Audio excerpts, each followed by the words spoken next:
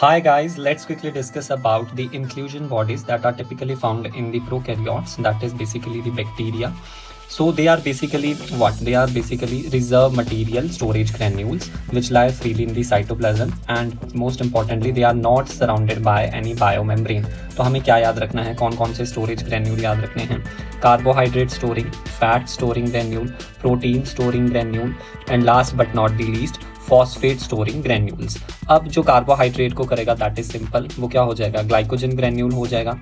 अब फैट्स में भी हमें पता है कैसा होता है, फैटी एसिड एक कंपोनेंट होता है, राइट। अब फैटी एसिड भी कैसा होगा? एक टाइप का एसिड ही है, तो हमें बेसिकली यहाँ पे ब्यूटारिक एसिड को याद रखना है।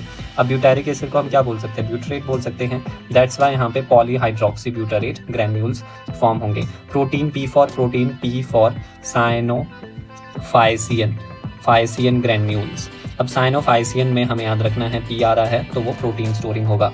फॉस्फेट का सिंपली हमें पीओवी से याद रखना है, दैट इज पीओ से हो गया फॉस्फेट, वी से हो जाएगा वॉल्यूटिन ग्रेन्यूल। सो आई होप ये आपको हेल्प किया होगा। तो यहाँ पे देख सकते हैं ग्लाइकोजन ग्रेन्यूल कार्बोहाइड्रेट स्टोर करेगा, फॉस्फेट ग्रेन्यूल्स जिन्हें हम वॉल्यूटिन ग्रेन्यूल्स भी कहते हैं, and cyanophycean granules basically protein store करेगा, एंड लिपिड ग्रेन्यूल्स और द फैट ग्रेन्यूल्स बेसिकली वो क्या है? पॉलीहाइड्रोक्सी ब्यूटरेट को स्टोर करेंगे।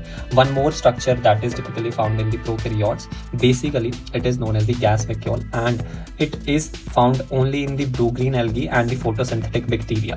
Why?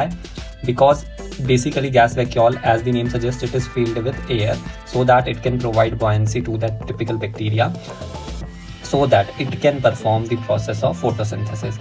क्या होता है कि जब आपके पास गैस वैक्यूल प्रेजेंट होगा तो वो बैक्टीरिया को बॉयंसी प्रोवाइड करेगा, वाटर के सरफेस पे वो ऊपर चले जाएंगे और सो दैट वो सनलाइट एनर्जी को ट्रैप कर सके, इसीलिए गैस वैक्यूल्स प्रेजेंट होते हैं। बिकॉज अगर जैसे हम विद डेप्थ हम वाटर में जाएंगे तो क्या होगा? सनलाइट जो है इतनी ज़्यादा ट्रैप नहीं कर पाती through that water surface, so that's why these gas vacuoles are present, and again they do not surrounded by any biomembrane. Simple protein की लेयर प्रेजेंट होगी। अब मैं अगर आपको इसका मतलब बताऊं, सिंपल प्रोटीन लेयर का क्या मतलब है कि बायोमेम्ब्रेन का मतलब आप समझते हो ना, जब हम कोई एक टिपिकल सेल बनाते हैं उसके बाहर बायोमेम्ब्रेन है, तो ये बायोमेम्ब्रेन का मतलब है लिपिड बाइलेयर।